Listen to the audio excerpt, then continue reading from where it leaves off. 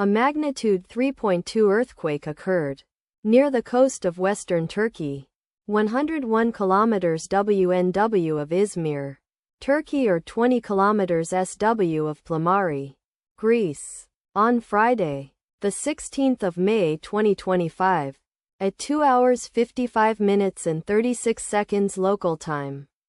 The quake had a depth of 17 kilometers and was not felt, or at least not reported so. Data source from EMSC. Did you feel it? Let us pray. May the earthquake that occurred not affect our brothers and sisters there. May the earthquake not happen again. And may God protect everyone. Amen.